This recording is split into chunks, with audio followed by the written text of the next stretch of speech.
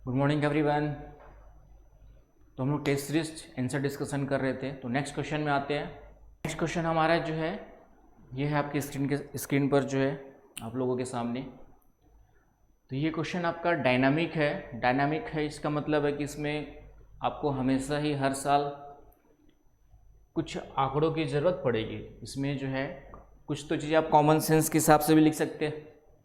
ये क्वेश्चन ऐसा है कि आप कॉमन सेंस से भी आपका पूरा आंसर आप कवर कर सकते हैं, लेकिन फिर मार्क्स आपको एवरेज मार्क्स ही आएंगे। तो यहाँ पर थोड़ा सा आपको डेटास यूज करने हैं वर्ल्ड के, इंडिया के, अदर कंटेक्स्ट में जो है। तो थोड़ा बहुत डेटा यूज करके जब आप लिखेंगे चीज़ों को जो है, तो डेफिनेटली मार्क्स तब वहाँ पे आपको जो है अच्छे प्राप्त होंगे। तो ये जो टॉपिक है आपका विश्व ऊर्जा संकट वाला, ये इन फ्यूचर ऐसे के लिए भी इम्पोर्टेंट है। और इस साल जैसे कोविड-19 के कारण से भी ऊर्जा संकट की स्थिति है, ऊर्जा सुरक्षा, ऊर्जा की आपूर्ति पर क्या प्रभाव पड़ा, उससे भी जोड़ करके क्वेश्चन दे सकता है, राइट। खास करके यूपीएससी में ऊर्जा आपूर्ति, ऊर्जा सुरक्षा, क्योंकि भारत ने भी जो है जो अपनी एनर्जी पॉलिसी है उसको रिव्यू किया हुआ है। तो यहाँ से एक क्वेश्चन इस बार बनना ही बनना है, ऐसे भी बन सकता है, तो ये थोड़ा सा ध्यान में रखना है। तो यहाँ पे मैंने इस क्वेश्चन को डिस्कशन करने की कोशिश की है, कुछ आंकड़ों के साथ में मैंने लिया हुआ है।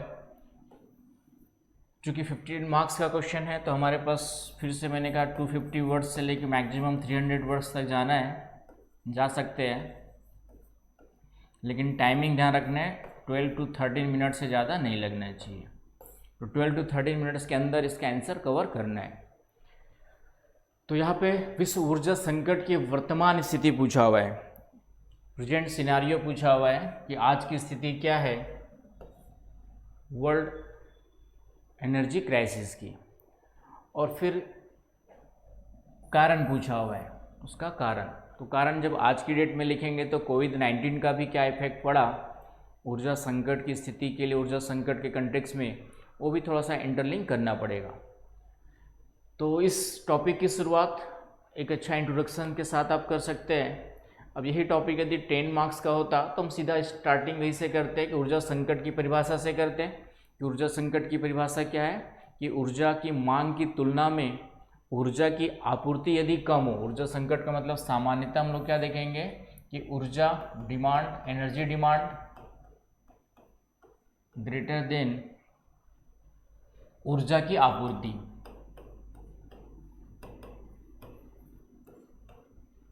तो उसे हम लोग क्या कहेंगे, ऊर्जा संकट की स्थिति कहते हैं। सरल शब्दों में देखा जाए ऊर्जा संकट का मतलब यही हुआ आपका जो है। तो पूरा विश्व जो है वर्तमान में देखा जाए तो कहीं ना कहीं एनर्जी क्राइसिस से गुजर रहा है। कई क्षेत्रों में जितनी डिमांड है, चाहे भारत की बात भी करें, कई सारे राज्यों में 24 आवर्स हमारे पास आपका जो पावर सप्लाई नहीं है। तो बात करें तो देखा जाए भारत के साथ साथ विश्व के कई देश, खासकर अल्पविकसित और विकासशील देश, अधिकांशतः जो है एनर्जी क्राइसिस से गुजर रहे, सामना कर रहे हैं। तो एक अच्छा इंट्रोडक्शन यहाँ पे आप ले सकते हैं। इस तरीके के क्वेश्चंस में आप पिछले सभ्यता के विकास के साथ साथ पाषाण युग से स्टार्ट कर सकते हैं। ऐसे लिखना है तो डेफिनेटली करना ही है, लेकिन यहाँ पे कोई चॉइस है आपकी। यदि हम यहाँ से भी स्टार्ट करें कि पाषाण युग से लेकर के वर्तमान तक यदि देखा जाए तो ऊर्जा एक महत्वपूर्ण आवश्यकता के रूप में, वर्तमान में ऊर्जा के बिना आप जीवन का आपका जो है कल्पना नहीं कर सकते। आपकी जो जीवन के हर क्षेत्र में ऊर्जा की आवश्यकताएं, जिस कारण से निरंतर मांग में क्या हो रही है, वृद्धि हो रही है। पॉपुलेशन निरंतर बढ़ रही है, जिससे भी मांग में वृद्धि हो रही है। इस मांग में वृद्धि जितनी हो रही है उसकी तुलना में हमारा जो उत्पादन है वह क्या हो रहा है, उस मात्रा में, उस अनुपात में नहीं बढ़ पा रहा है। और कई कारण है हमारे पास, जो अभी तक हम लोग जो यूज कर रहे थे परंपरागत संसाधन, ऊर्जा संसाधन, वो सीमित मात्रा में, कई सारे ऊर्जा संसाधन पेट्रोल, कोल, डीजल, गैस, ये कुछ सालों के अंतराल में ख़त्म होने के कगार पर है, और मांग में निरंतर क्या हो रही है, हमारी वृद्धि हो रही है। तो इस कारण से ऊर्जा संकट की स्थिति विश्व के अधिकांश क्षेत्रों में क्या है आपका देखी जा सकती है। तो एक भूमिका यहाँ से स्टार्ट कर सकते हैं। और फिर से मैंने कहा जब 10 मार्क्स का क्वेश्चन हो तो सीधा टू द पॉइंट तो ऊर्जा संकट का मतलब सप्लाई और डिमांड में जो डिफरेंस है उसके कंटेक्स्ट में क्यों है, सीधा कारण में आ जाएंगे। तो यहाँ पे मैंने जो है इसको एक स्ट्रॉन्ग भूमिका अच्छे से लिखने की कोशिश की है, लेने की कोशिश की है मैंने जो है कि पाषाण युग से लेकर आज तक मनुष्य निरंतर प्रगति के पथ पर चल रहा है। इस यात्रा में ऊर्जा को हम अपनी प्रगति की सीढ़ी कहें तो कोई अतिशयोक्ति नहीं होगी। जैसे जैसे मनुष्य प्रगति की सीढ़ियाँ, इस टाइप के क्वेश्चंस में आप अपने जो भी क्रिएटिविटी है, जो भी लैंग्वेज है, जो भाषा पे पकड़ है, तो ये यहाँ पे आप उसको अच्छे से यूटिलाइज कर सकते हैं। बाकी जो फिजिकल ज्योग्राफी वाले कई सारे पार्ट्स या कई सारे साइंटिफिक टॉपिक्स अभी तक जो हमने क्वेश्चन डिस्कस किया, वहाँ पे बहुत ज़्यादा लैंग्वेज की ज़रूरत नहीं पड़ती थी। वहाँ पे आप जो टेक्निकल लैंग्वेज है ज्योग्राफी की, उसी को यूज करते हमने आंसर देख रहे थे। इस टाइप के क्वेश्चंस में आप थोड़ा सा भूमिका वगैरह में अपने भाषा की पकड़ का जितने अच्छे से भाषा की पकड़ होगी तो वहाँ पे 1-2 नंबर आपको बढ़ सकते हैं। जैसे मैंने यहाँ पे पैराग्राफ जो लिया हुआ है, तो ये ऐसे राइटिंग करना है उसके लिए भी काम आएगा, और 250 वर्ड 300 वर्ड का क्वेश्चन है, तो आप इस तरीके से भूमिका हम लोग स्टार्ट में ले सकते हैं। तो मनुष्य प्रगति की सीढ़ियाँ चढ़ते रहा है, वैसे वैसे उसकी ऊर्जा आवश्यकता भी क्या होते गई है, आपकी जो है बढ़ते गई है। निरंतर मनुष्य के विकास, सभ्यता के विकास के साथ साथ ऊर्जा की आवश्यकताएं क्या है आपकी जो निरंतर यहाँ पे बढ़ते जा रही है। ऊर्जा की इस बढ़ती ज़रूरत को पूरा करने के लिए मनुष्य ने कई रूपों में ऊर्जा को खोजा, प्रयोग करना शुरू किया। जानते हैं सबसे पहले आग की खोज हुई, फिर धीरे धीरे लकड़ी को जला करके हमने ऊर्जा उत्पादन किया, फिर आपका कोयले का उपयोग सीखा, पेट्रोल गैस, आज की डेट में न्यूक्लियर पावर से लेकर के हम लोग जो है पवन ऊर्जा, बहुत सारी ऊर्जा का यूज कर रहे हैं। लेकिन अभी भी हमारा जो मैक्सिमम कंट्रीब्यूशन है वह परंपरागत ऊर्जा स्रोतों, खास करके कोल, ताप विद्युत, जल विद्युत, इन सब का देखा जाता है। परंपरागत में जल विद्युत भी आएगा, ये भी ध्यान रखिएगा। ऊर्जा क्लासिफिकेशन जब पढ़ेंगे आप लोग तो ध्यान से पढ़िएगा। तो ऊर्जा पैदा करने वाले मानव आज अणुओं की टकराहट से लेकर के बिजली पैदा करने तक पहुंच गया है। इसके बावजूद भी रसोई से लेकर खेत खलिहान, उद्योग, व्यापार, सड़क, सब तक हम लोग को ऊर्जा की निरंतर जरूरत बढ़ते जा रही है। इसी कारण से जो है ऊर्जा संकट की स्थिति देखी जा सकती है। बिना ऊर्जा के जीवन की परिकल्पना आज की डेट में संभव नहीं है। तो एक अच्छी आप इंट्रोडक्शन इस टाइप के क्वेश्चंस में ले सकते हैं, बना सकते हैं। फिर से आपका जो है निरंतर जाने अनजाने में हमने कई सारे संकट को भी जन्म दे दिया है, और उसे ही हम लोग ऊर्जा संकट के रूप में देख सकते हैं। ऊर्जा संकट की स्थिति क्यों है वो आप लोग समझ सकते हैं कि वर्तमान में निरंतर बढ़ती जनसंख्या, हर क्षेत्र में मांग, कारण की बात करेंगे तो मांग निरंतर बढ़ रही है। आप घर के किचन से लेकर के आपके हेयर ड्रायर से लेकर के इवन सेविंग करने की मशीन से लेकर के each and everything you are using from home to outward, हम लोग को किसकी ज़रूरत पड़ती है, आपका जो है एनर्जी की ज़रूरत पड़ती है। तो इस तरीके से हर क्षेत्र में मांग बढ़ रही है। और विकसित देश तो अपना विकास कर चुके हैं, तो वहाँ पे उपभोक्तावादी संस्कृति, जहाँ बिना एसी के काम चल सकता है वहाँ एसी के बिना काम नहीं चल रहा है।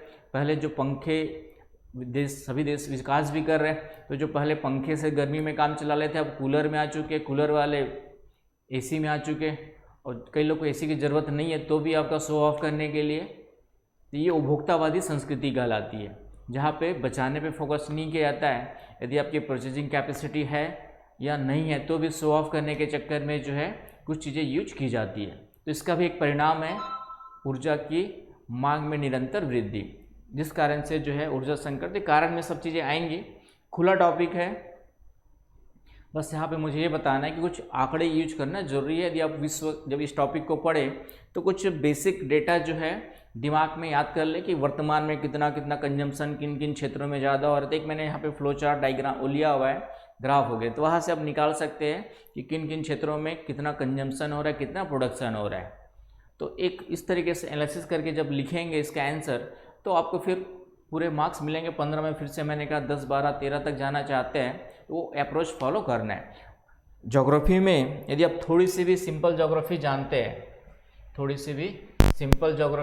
हैं तो 50% मार्क्स लाना कोई बड़ी बात नहीं। आप 50% मार्क्स नहीं ला पा रहे हैं ज्योग्राफी में, इसका मतलब आपने ज्योग्राफी बिल्कुल भी नहीं पढ़ी है।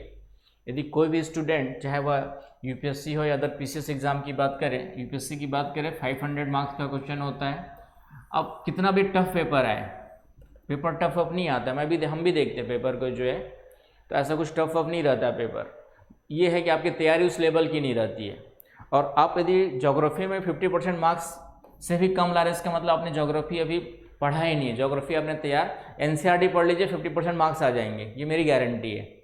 आप एनसीईआरटी पढ़ के भी जाएंगे 11-12 की, इंडियन ज्योग्राफी की, फिजिकल ज्योग्राफी की, वर्ल्ड की जो है, तो इससे ही आपके 50% मार्क्स ज्योग्राफी में आप ला सकते हैं, चाहे पेपर फर्स्ट हो चाहे पेपर सेकंड। पेपर सेकंड तो बहुत जनरल स्टडीज़ है, लेकिन जनरल स्टडीज टाइप का लिखेंगे तो मार्क्स आपके 50% ज़्यादा नहीं आएंगे। 50% प्लस कैसे जाना है उसके लिए मेहनत करनी पड़ती है। और ऐसा नहीं है, इस बार भी आपके ज्योग्राफी में अच्छे खासे 325 प्लस मैक्सिमम बच्चों के मार्क्स है जो सिलेक्टेड है। और फिर से कहा 50% सिलेक्शन हमेशा हर साल ज्योग्राफी से रहता ही रहता है।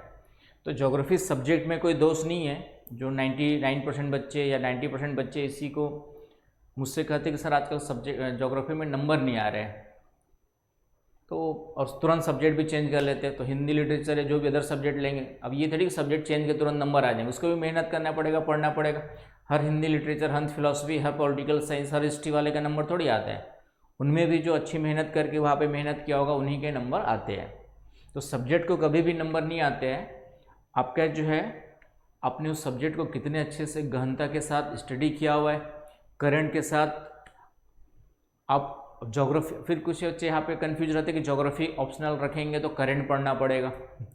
तो मुझे आश्चर्य होता है कि बिना करंट पढ़े आपका यूपीएससी में सिलेक्शन कैसे होगा। तो यहाँ पे ज्योग्राफी के लिए अलग से करंट नहीं पढ़ना है, जो आप करंट पढ़ेंगे जीएस के लिए उसको ज्योग्राफी में आपको क्या करना है, यूटिलाइज करना है। तो आपका दो काम आ जाता है, जब जीएस में करंट पढ़ते हैं तो आपका ऑप्शनल का भी जो है साथ साथ तैयारी होते रहती है। तो ये फ़ायदा है, प्लस पॉइंट है, ना कि नेगेटिव पॉइंट है।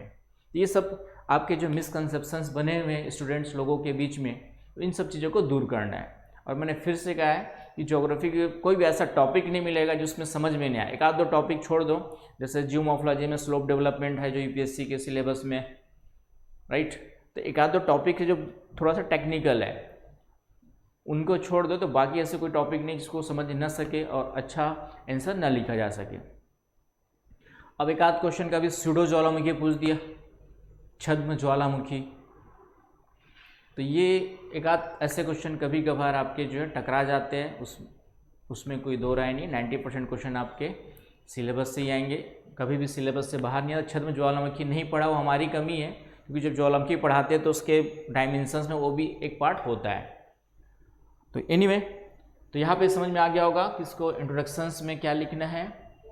अब इसके बाद आपका जो है वर्तमान में विकास, हर देश विकास का कुछ मैंने आंकड़े लिए हुए, तो ये आंकड़ों को थोड़ा सा आप यूटिलाइज कर सकते हैं। थोड़ा बहुत चेंज होते रहते हैं, बहुत ज़्यादा मायने नहीं रखता, हमें सिर्फ सापेक्षिक स्थिति बतानी है। अब कोई सोचेगा कि एकदम 2019 से 2020 का ही आंकड़ा मिले, ये ज़रूरी नहीं है। यहाँ पे हमें एक सापेक्षिक स्थिति बताने के लिए हमें कुछ आंकड़ों का यूज करना है, कंपेयर करने के लिए। तो डेफिनेटली 2 साल बाद भी देखेंगे तो यूएसए का कंजम्पशन ये नहीं कि बांग्लादेश से कम हो जाएगा, डेफिनेटली ज़्यादा ही रहेगा, बस थोड़ा सा आंकड़ा चेंज, डेटा चेंज हो जाएगा आपके जो। तो यहाँ पे रिलेटिव पोजीशंस देखनी है। यदि डेटा यही याद है तो कम से कम ये कह सकते हो कि वर्तमान में संयुक्त राज्य अमेरिका की जो पर कैपिटा एनर्जी कंजम्पशन है वह भारत और बांग्लादेश की तुलना में कई गुना अधिक है, 10 गुना से ज़्यादा। 10 के कितने गुना दिख रहा है, लगभग 1000 गुना ज़्यादा दिख रहा है आपका जो है। तो ये इस तरीके से यूज कर सकते हैं। तो ये जब भी इस टाइप के टॉपिक्स को पढ़ें तो वहीं पे डेटा भी थोड़ा सा अपडेट कर लिया कीजिए, और 2-3 बार पढ़ेंगे तो याद हो जाता है, नहीं याद होने वाली कोई बात नहीं है। फिर वर्तमान मैंने फिर से कहा, हर क्षेत्र में मांग बढ़े, उद्योग हो, परिवहन हो, घरेलू उपयोग, मैंने कहा घरेलू समझ सकते हो, हर क्षेत्र में मांग बढ़ी। इस कारण से ऊर्जा संकट की स्थिति वर्तमान में एक विश्व में चिंता का क्या है, विषय है। आई बात समझ में। तो इस तरीके से हमने इंट्रोडक्शन स्टार्ट किया, कुछ यहाँ पे आंकड़ा मिल गया विगत 25 वर्षों के आंकड़ों पर। और वर्तमान में मैंने फिर से कहा, हम लोग को समस्या होती थी 2000, हम लोग 2006-07 से पहले वाले हैं, तो वहाँ तब तक इतना गूगल नेटवर्क नहीं था हमारे पास। आज गूगल बाबा जिंदाबाद, बस आपको इतना पता होना चाहिए कि उस गूगल इन्फॉर्मेशन से हमें हमारे काम के लायक क्या है और कितना है, इतनी समझ आपको विकसित करनी पड़ेगी, या फिर किसी कोचिंग या किसी टीचर्स की भूमिका वहाँ पे एक रोल प्ले करती, इम्पोर्टेंट हो जाती है। अदरवाइज इन्फॉर्मेशन के लिए आपके पास आज की दुनिया पूरा इन्फॉर्मेशन की दुनिया है, आप लोग जानते ही है। तो ये सब चीज़ें हैं आपको। तो यहाँ पे दृष्टिपात करें तो यह तथ्य उभर कर आता है कि विश्व ईंधन की खपत जो है वर्तमान में दुगुनी, तेल गैस की खपत चौगुनी, बिजली की खपत 7 गुनी लगभग बढ़ गई है पिछले 25 वर्षों में।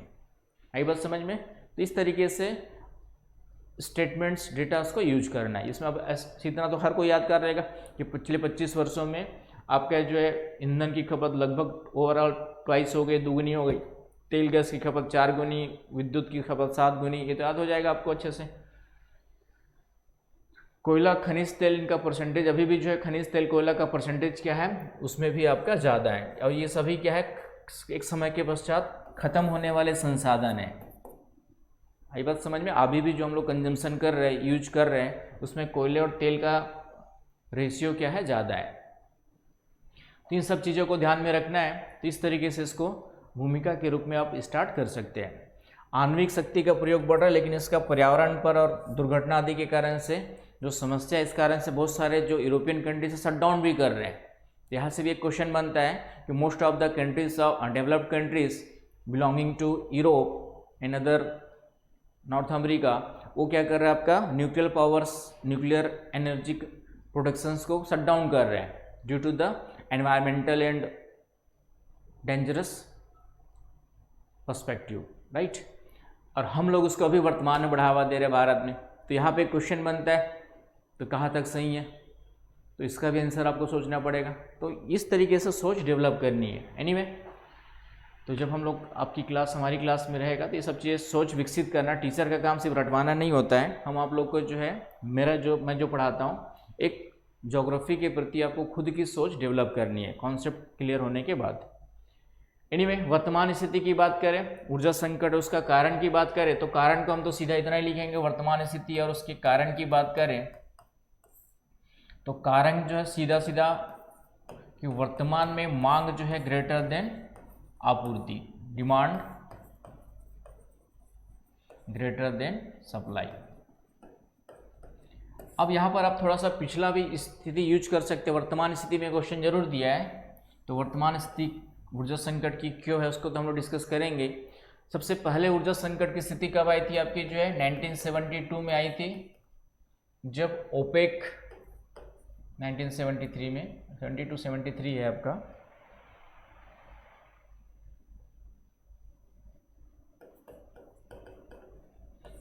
जब ओपेक जो कंट्रीज है उन्होंने क्या किया था कि प्रोडक्शन रिड्यूस कर दिया था और उसके जो मूल्य है उसको क्या कर दिया, उन्होंने बढ़ा दिया था।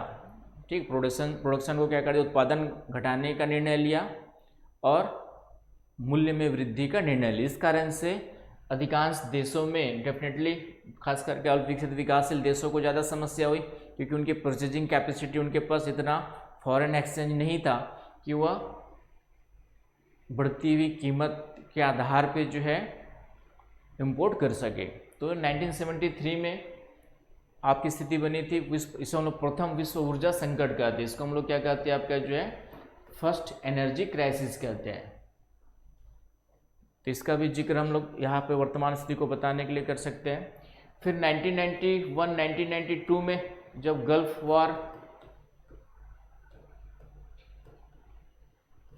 युद्ध, जिसके कारण से, युद्ध के कारण से आपका जो है अचानक से सप्लाई कम हो गई थी, तेल कुओं में कई सारे आग लगा दी गई थी युद्ध के दौरान जो है, जिसको फिर से रिस्टेब्लिश होने में कई साल लग गए थे। तो ऑल दिस, उसके कारण से जो है आपका एक ऊर्जा संकट की स्थिति देखी जा सकती है। पिछले 2003 से आगे की बात करें तो यहाँ पे निरंतर मांग में वृद्धि हुई है। वर्तमान में ऊर्जा संकट की स्थिति का कारण क्या है, मुख्य रूप से इंक्रीज इन डिमांड में क्या हुई है, वृद्धि हुई है, उसकी तुलना में आपूर्ति कम होते जा रही है, या आपूर्ति या प्रोडक्शन हमारा जो उतना अधिक उस रेशियो में नहीं बढ़ पा रहा है। आई बात समझ में? तो मुख्य कारण वर्तमान ऊर्जा संकट का देखा जाए तो इंक्रीजिंग डिमांड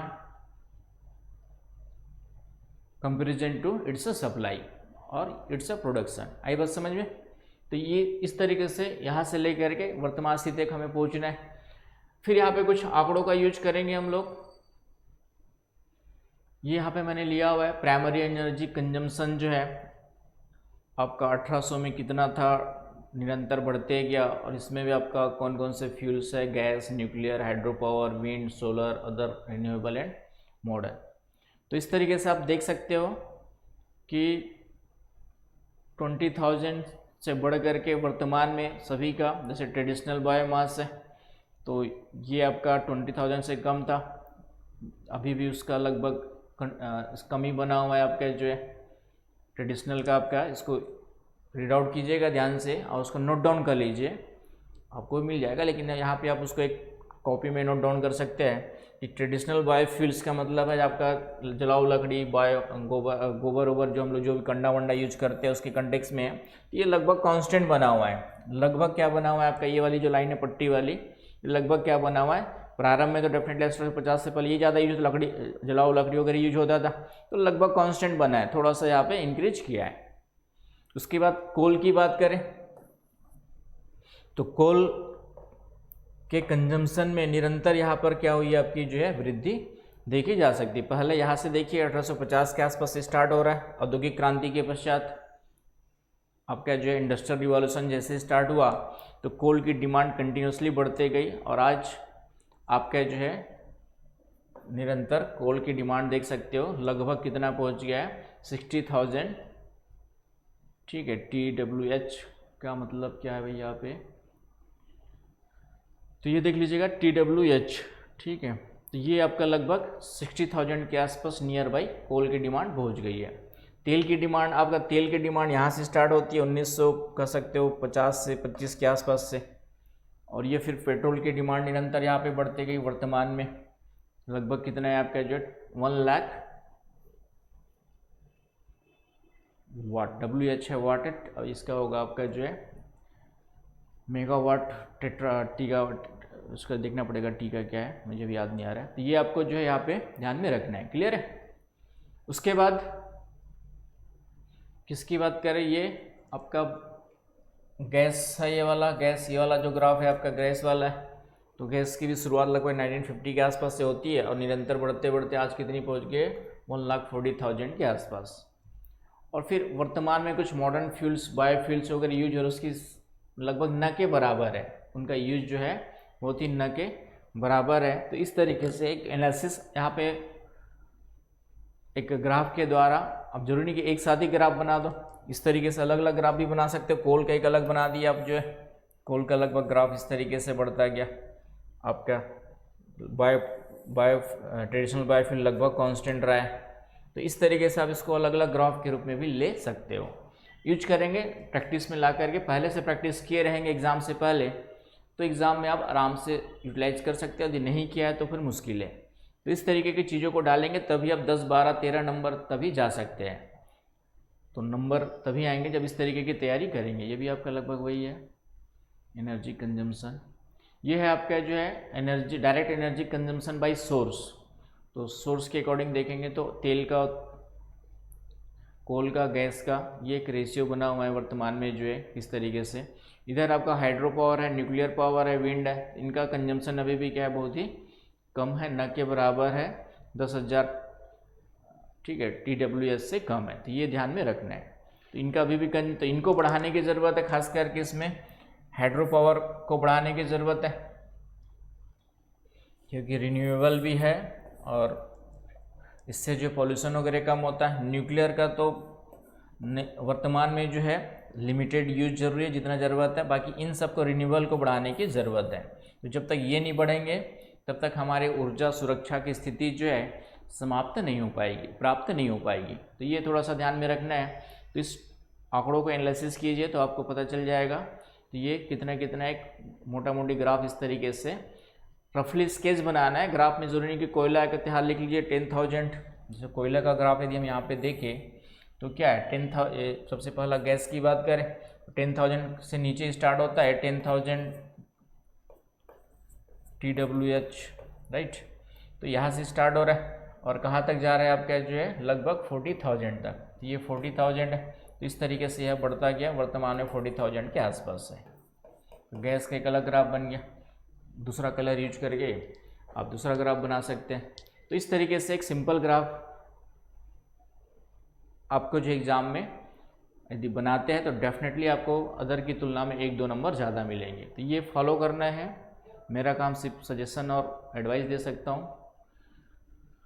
फिर एक सिंपल सा ग्राफ है, किसी energy consumption by source world की बात कर रहे हैं, किस तरीके से चेंज हुआ है world energy consumption by source, किस किस से कितना हो रहा है। तो ये ग्राफ परसेंटेज के रूप में है, कितना परसेंट यूज हो रहा है। तो ऑयल अभी जो है 2019 की बात करें तो लगभग 40% के आसपास ऑयल का यूज हो रहा है आपका। यदि हम ऑयल की बात करें इस ग्राफ में तो लगभग आपका 40% के आसपास, पहले ज़्यादा था ऑयल का, इस दौरान आपका देख सकते हैं यहाँ पे ज़्यादा है ग्राफ में, धीरे धीरे कम होते हैं क्या, लगभग कांस्टेंट है, थोड़ा सा डिक्रीज भी हुआ है। ये पैटर्न देख सकते हैं आप लोग कि ऑयल का जो कंजम्पशन है पहले की तुलना में अब क्या हुआ है, थोड़ा सा घटा है। 2000 कह सकते हो कहाँ से घट रहा है आपका, लगभग 2000 के बाद से ये डिक्रीज होना स्टार्ट हुआ है। तो एक सेंटेंस आपको एनालिसिस मिल गया, किस तरीके से ग्राफ से पता चल जाता है कि लगभग क्या हो रहा है आपका जो है घट रहा है। कोल की बात करें तो कोल हमारा 40 से 80 के बीच में था, वर्तमान में इसका भी जो है थोड़ा सा क्या हो रहा है, ग्राफ कम होते जा रहा है कोल की बात करें तो। फिर आपका ग्रीन कलर गैस की बात कर रहे हैं हम लोग, कंजम्पशंस रिलेटिव देख रहे हैं, चेंज रीजन रिलेटिवली है, कितना रिलेटिवली कैसे सापेक्षिक रूप से कैसे चेंज हो रहा है, तो उसके कंटेक्स्ट में दिया गया है। तो ये आपका एक ग्राफ है, primary energy consumption is measured in terawatt, TWH का हो गया आपका यहाँ पे जो है टेरावाट, राइट, इसको हम लोग ढूंढ रहे थे।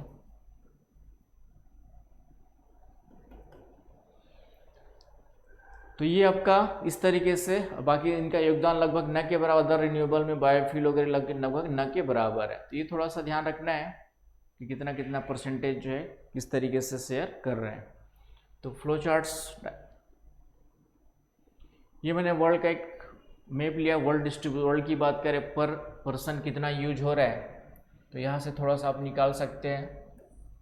ये हमारा है नो डाटा अवेलेबल जिसका नहीं है, ये वाला है। तो डाटा जिसका अवेलेबल नहीं है उसमें ये घाना दिख रहा है यहाँ पे आपका, इधर आपका म्यांमार वगैरह दिख रहा है, म्यांमार राइट वाला पोर्शन दिख रहा है। तो इस तरीके से बाकी छोटे मोटे और कुछ है, इनका डेटा अवेलेबल नहीं है।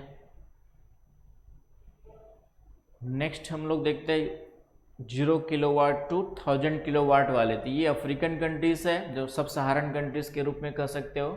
तो ये सब सहारन इक्वेटोरियल कंट्रीज़ है जहाँ पे ओनली कंजम्पशन कितना है आपका, जो पर पर्सन कंजम्पशन 2019 के हिसाब से पर एनर्जी यूज पर पर्सन कितना है, मात्र 0 to 1000 किलोवाट के बराबर है। तो बहुत ही कम है इन कंट्रीज़ में। तो एक एनालिसिस दिमाग, मेडागास्कर, इधर आपका ये पूरा का पूरा democratic Republican of Congo, right, इधर आपका युगांडा, रवांडा, बुरुंडी, सोमालिया, 2-4 नाम याद कर लो। बाकी सब सहारन कंट्रीज़ है, उसको हम लोग सब सहारन कंट्रीज़ कहते हैं, उप सहारा कंट्री। तो यहाँ पे लगभग बहुत ही कम है, सबसे कम है 1000 से कम है, राइट।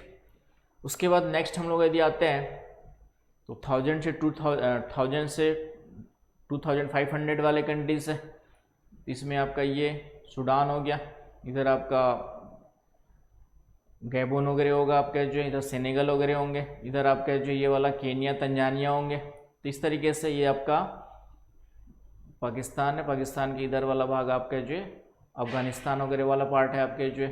तो इस तरीके से यहाँ पे नेपाल है। तो ये 1000 से 2500 वाला कंजम्पशन है। तो यहाँ पे आपको देखना है किसके किसके बीच में है, उसके अकॉर्डिंग मैंने यहाँ पे लिया हुआ है, ये वाला है। और फिर इन 2-4 देशों के नाम आपको जो नोट डाउन कर लेने हैं। तो ये आपका मैप नहीं बना पाएंगे एग्ज़ाम में, लेकिन आप एग्ज़ाम में देख सकते हैं एक चार्ट बना के कि 0 से 1000 किलोवाट, 1-2 नाम सब सहारन अफ्रीकन कंट्रीज़ लाइक 1-2 एग्जाम्पल दे करके। फिर आपका 1000 से 2500 किलोवाट में अफ्रीकन कंट्रीज़ में आता है। इधर एशिया में नेपाल और अफगानिस्तान दिख रहा है, और 1-2 आपके जो इधर आइलैंड्स प्रशांत महासागर के 1-2 द्वीप दिख रहे हैं। तो इस तरीके से ये आपका यहाँ पे लेसोथो होगा। तो एटलस सामने रखते हुए इसको इस तरीके से एक फ्लो पहले से निकाल करके रख लेना, डेटा जो है आपको समझ गया ना। तो ये काम करके रखेंगे तो उसी को एग्ज़ाम में तभी लिख पाएंगे जब पहले से उसका होमवर्क किया होगा। तो इस तरीके के क्वेश्चंस में नंबर मार्क्स तभी आएंगे, कॉमन आंसर लिखने से 50% से कम मार्क्स आएंगे। विश्व ऊर्जा संकट का मतलब क्या होता है, मेन कारण सामान्य कारण लिख देते हैं। हर कोई जानता है कि डिमांड में निरंतर वृद्धि, घर से लेकर के हर जगह डिमांड में वृद्धि हो रही है और प्रोडक्शन हमारा क्या हो रहा है, कम। तो उतने से काम नहीं चलेगा, कुछ डेटास आपको यूज करने पड़ेंगे। उसके बाद फिर ये हमारा 5000 से लेकर के 10,000 वाले कंट्रीज हो गए। ये देख सकते हो सबसे ज़्यादा वाले कौन से, बीच वाले ना भी बताओ तो सबसे ज़्यादा वाले आपके नेक्स्ट वाला जो मैंने लास्ट में लिया होगा ये सबसे ज़्यादा वाले हैं। ये भी आपका रेड वाला है, 50,000 से 75,000 वाले दिख रहे हैं। और सबसे ज़्यादा वाले 75 से 1 लाख के बीच वाले नॉर्थ अमेरिका में कनाडा, यूएसए आ गया। इधर आपका जो जितने भी तेल उत्पादन सऊदी अरब और 2-3 यूएई वगैरह आ जाएंगे। नॉर्थ यूरोपियन कंट्रीज़ में 2-3 नाम दिख रहे हैं, तो ये सबसे ज़्यादा वाले हैं। आई बात समझ में? तो इस तरीके से आपको क्या करना है, एनालिसिस करना है। अब विश्व ऊर्जा संकट कारण की बात करें तो अभी हमने देखा कंजम्पशन, मेन कारण तो हमने बता ही दिया। वर्तमान में जो मेन कारण है वह कंजम्पशन और सप्लाई में गैप, डिफरेंस, राइट। तो इसको मैंने थोड़ा सा हिंदी कर लेते हैं, एक जगह हिंदी नहीं मिला मुझे। तो ओवर कंजम्पशन मतलब अति उपभोग, यहाँ पे अति उपभोग, राइट। ओवर कंजम्पशन मतलब यहाँ पे क्या हो गया आपका, अति उपभोग। तो ये हो गया पहला पॉइंट। ओवर पॉपुलेशन समझ सकते हैं, सबसे बड़ा यदि ऊर्जा संकट की समस्या देखा जाए तो सबसे मेन कारण तो यही होगा आपका। ऊर्जा संकट की समस्या देखा जाए तो मेन कारण क्या होगा आपका, जो है ओवर पॉपुलेशन। अब यहाँ ओवर पॉपुलेशन में 1-2 डेटा दे सकते हैं। अफ्रीकन कंट्रीज में पॉपुलेशन ग्रोथ रेट हमने देखा है तो बहुत ज़्यादा है, तो जहाँ जहाँ ज़्यादा होगी डिमांड ज़्यादा होगी। और इस तरीके से पुअर इंफ्रास्ट्रक्चर, आपके जो है जो आधारभूत संरचना है पावर जनरेशन की, वह अत्यधिक क्या है, निम्न स्थिति में है। निम्न का मतलब है कि अभी भी हम पुराने परंपरागत मशीनरी यूज कर रहे हैं। पुराने जो उपकरण हमारे जो इंस्ट्रूमेंट्स, उपकरण जो हमारे क्या हो चुके हैं, खराब हो चुके हैं, या नए उस उपकरण उसके स्थान पर आ चुके, उसको हम लोग रिप्लेस नहीं कर रहे। तो इस तरीके से देखेंगे तो अल्प विकसित विकासशील देशों में अभी भी हमारा जो इंफ्रास्ट्रक्चर है प्रोडक्शन ऑफ पावर का, पावर जनरेशन का, वह क्या है आपका जो है पुअर देखा जा सकता है। तो उसके कंटेक्स्ट में ये पॉइंट यूज किया गया। फिर अनएक्सप्लोर्ड रिन्यूएबल एनर्जी, तो ये बहुत हमारे पास बहुत सारे ऐसे रिन्यूएबल एनर्जी, अब सोलर एनर्जी का पूरा यूज नहीं कर पा रहे हैं क्योंकि अभी टेक्नोलॉजी उसकी क्या है, महंगी है। विंड एनर्जी का पूरा यूज नहीं कर पा रहा है क्योंकि उसकी भी टेक्नोलॉजी महंगी है। तो हम लोग उसको अभी जो है कमर्शियल लेवल पे उतना अधिक यूज नहीं कर पा रहे हैं, निरंतर प्रयास जारी है। तो जब तक उसका पर यूनिट कंजम्पशन अदर की तुलना में इक्वल या उससे कम नहीं होगा, जब तक हम उसको पूरी तरह से यूज नहीं कर पाएंगे, क्योंकि उसकी वैल्यू कीमत क्या होगी, ज़्यादा होगी। यद्यपि पर्यावरण पे उसका नुकसान क्या होता है, कम होता है। तो इनका हम लोग अभी तक जितने भी रिन्यूएबल एनर्जी सोर्सेस हैं, wind energy, solar energy, tidal energy and other जितने भी हैं, उन सब का हम लोग पूरी तरह से भी यूज नहीं कर पा रहे due to lack of technology, you can say that महंगी टेक्नोलॉजी, महंगी होने का, तकनीकी तो हम लोग खोज डाले कई सारी चीज़ों की, लेकिन महंगी होने के कारण।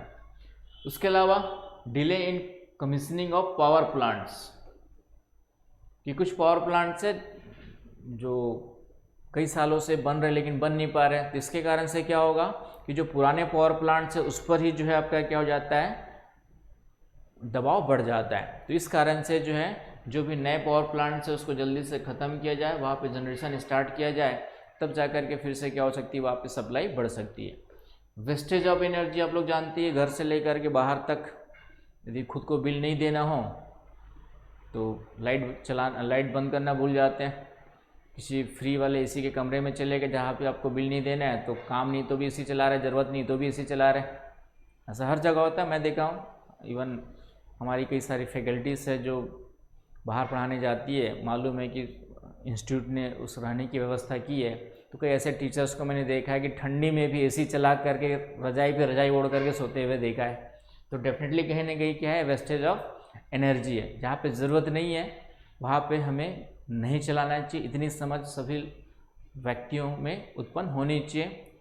तो चाहे बिल कोई भी देता हो, बट कंजम्पशंस तो निरंतर बढ़ रहा है, तो कहीं ना कहीं अदर प्लेस में काम आएगा। तो ये वेस्टेज ऑफ एनर्जी है। पुअर डिस्ट्रीब्यूशन सिस्टम है आज भी हमारा जो विकसित विकास अल्प विकसित विकासशील देशों में जो डिस्ट्रीब्यूशन सिस्टम है उसके कारण से भी ट्रांसमिशन के दौरान एनर्जी क्या होता है, बहुत ज़्यादा लॉस होती है। तो हमें उस पर जो उन्नत तकनीक का यूज करके क्या करने की ज़रूरत है, उसमें सुधार लाने की ज़रूरत है। Major accidents and natural calamities, इसके कारण से कई जगह कोई ब्लास्ट हो गया, कुछ हो गया, उसके कारण से पावर सप्लाई वगैरह क्या हो जाती है, बंद हो जाती है, कम हो जाती है, तो उसके कारण से एनर्जी क्राइसिस देखा जा सकता है। वार्स एंड अटैक्स हमने देखी थी, अभी भी जो है मिडिल ईस्ट कंट्रीज़ में बीच बीच में वार चलते रहता है, तो उसके कारण से, और 1991-92 गल्फ वार हमने देख ही लिया था। एनर्जी क्राइसिस का मुख्य कारण उसका क्या था आपका जो है, तो ये सभी चीज़ें मिसलेनियस फैक्टर्स में आपका ये आ जाते हैं। किसी कारण से टैक्स बढ़ गया किसी देश का, वहाँ की गवर्नमेंट ने स्ट्राइक्स वगैरह हो जाते हैं, मिलिट्री, जैसे कुछ दिनों पहले यूपी में पावर जो विद्युत विभाग वाले स्ट्राइक में चले गए थे। पॉलिटिकल इवेंट्स, कई सारे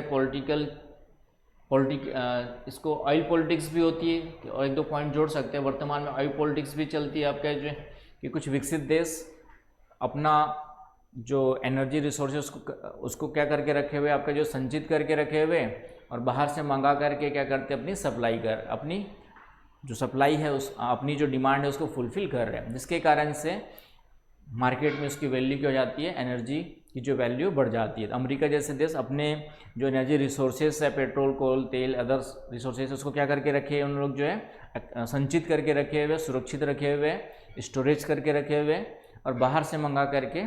तो ऑयल पॉलिटिक्स चलते रहता है पूरा का पूरा मिडिल ईस्ट में, और इधर साउथ चाइना सी में कहीं ना कहीं वर्तमान में जो युद्ध की स्थिति बनी हुई है, जो पॉलिटिक्स वहाँ पे हो रहा है, वह किसके कारण से, इन्हीं एनर्जी रिसोर्सेज के कारण से है। तो political event, severe hot summers, कभी बहुत ज़्यादा गर्मी होती है तो मजबूरी में चलाना पड़ता है, हर कोई एसी चलाने लगेगा मजबूरी में, जो जब बहुत ज़्यादा गर्मी है, बहुत ज़्यादा ठंडी हो गई तो इसके कारण से। तो ये भी कुछ कारण होते हैं जो सडन इंक्रीज कर देते हैं, sudden increase in demand for energy and can choke supply. Strike by trade unions in oil producing firm can cause the energy crisis. इस बार कई सारे भारत में भी भारत या विश्व में भी जो है कई सारे तेल कुओं में आग लगने की घटनाएं में वृद्धि देखी गई है। तो ये सब पॉइंट्स को भी ध्यान में रखना है। भारत में भी शायद असम साइड में हुआ है, और वर्ल्ड में भी जो है एक दो जगह पे, ईरान वगैरह में भी जो है तेल के पाइपलाइन में, कुओं में आग लगने की घटनाओं में वृद्धि देखी गई। इसके कारण से भी सप्लाई क्या होगी, कहीं ना कहीं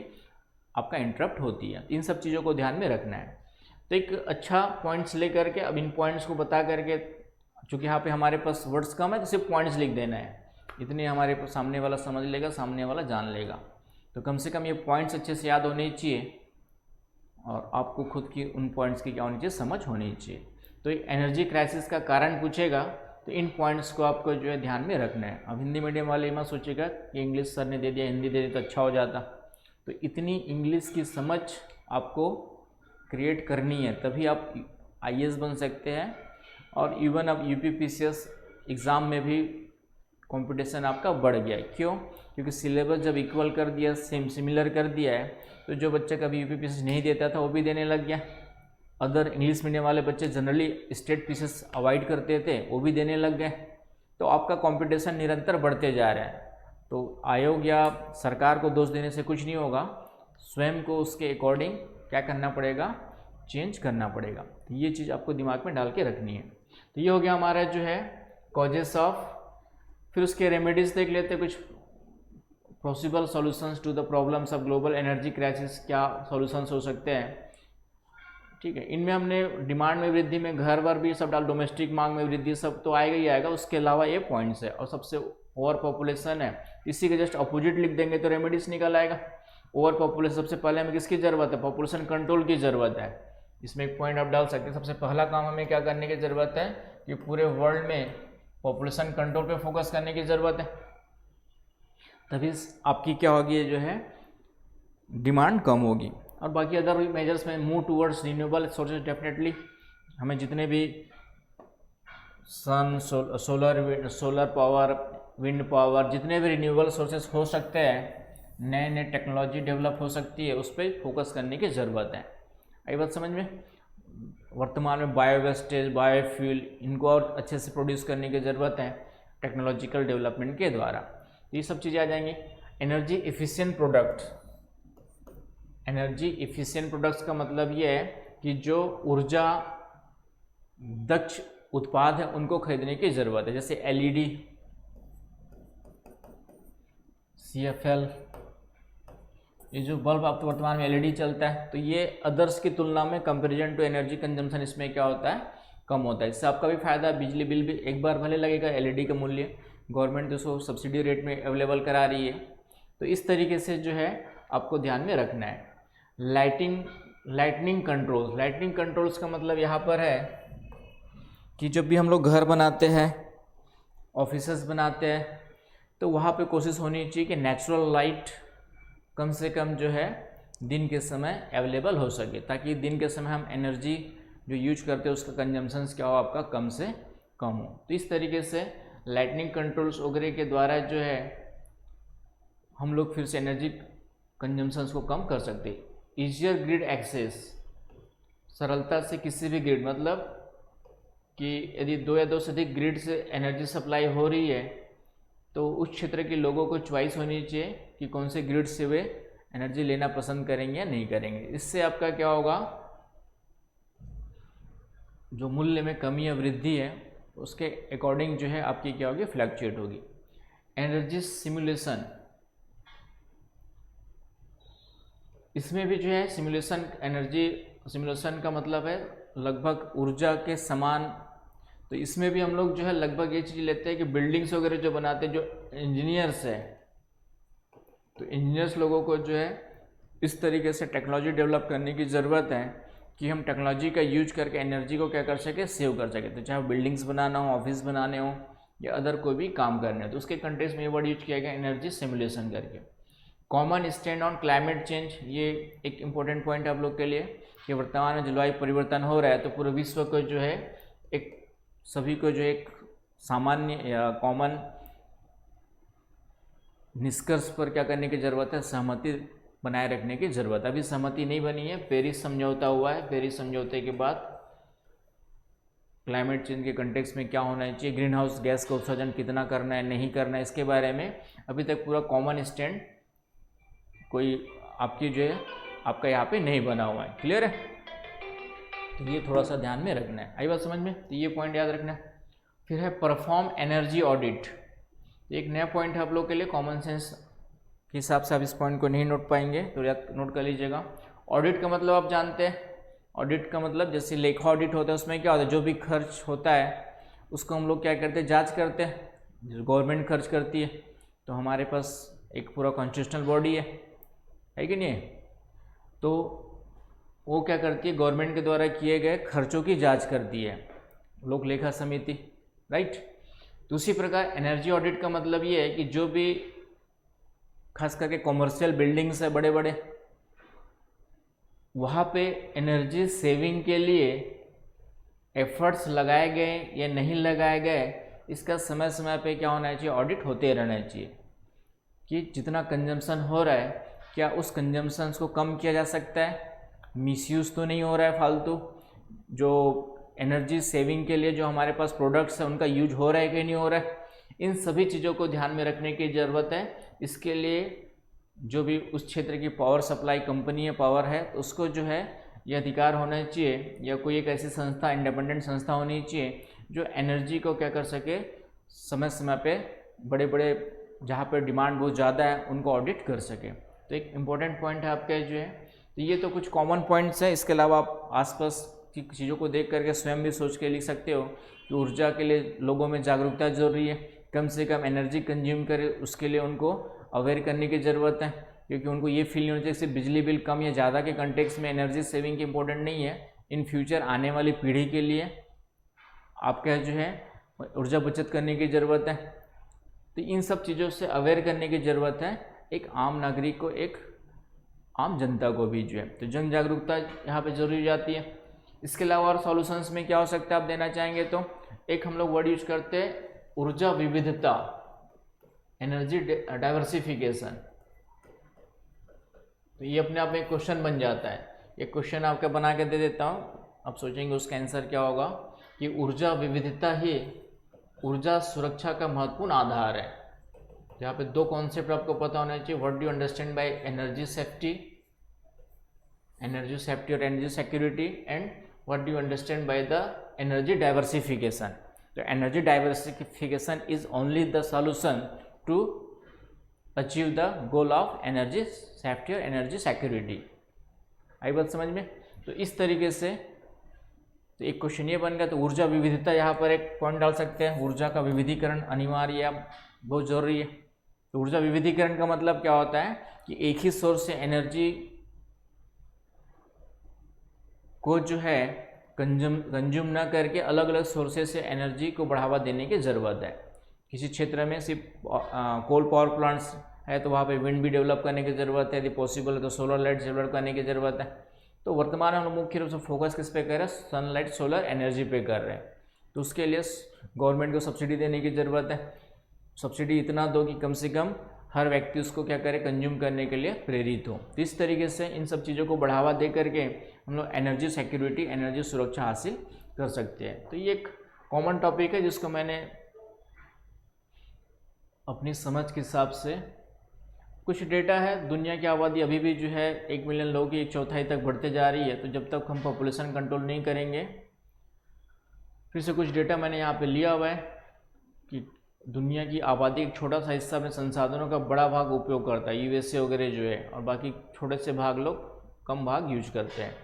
हाइड्रो पूंजी, पूंजी गहनता, पर्यावरण संवेदनशील, इन सब चीज़ों को बढ़ावा देने की ज़रूरत है। तो ये आपका एक एंडिंग हो सकता है आपका जो है इसके कंटेक्स्ट में। आई बात समझ में? तो ये एक अच्छा आंसर इस तरीके से लिखना है, इस तरीके के क्वेश्चंस का। फिजिकल ज्योग्राफी जो हमारा होता है वह साइंटिफिक है, उसमें इफ एंड बट्स बहुत इधर उधर नहीं करना होता है, जो चीज़ है इसी को समझ करके याद करके लिखना है। ये टॉपिक डायनामिक कहलाते हैं। डायनामिक, इसमें आपका जो है थोड़ा सा अपने हिसाब से भी बहुत कुछ लिख सकते हैं कॉमन सेंस लगा करके, लेकिन अच्छे नंबर लाने के लिए कॉमन सेंस के साथ साथ कुछ आंकड़ों का, कुछ जो फैक्ट्स है, फैक्चुअल इन्फॉर्मेशंस है, उसका भी हमें क्या करना है, यूज करना है। आई बात समझ में? तो थैंक यू ये वाला क्वेश्चंस के लिए। ठीक है।